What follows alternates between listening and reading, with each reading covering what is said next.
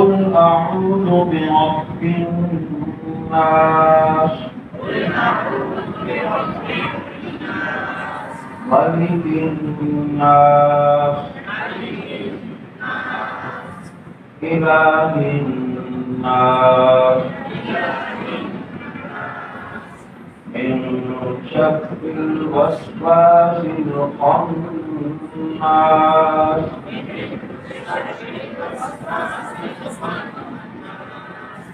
الذي يوسوس في صدور الناس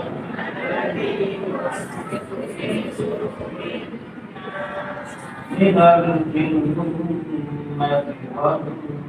والناس.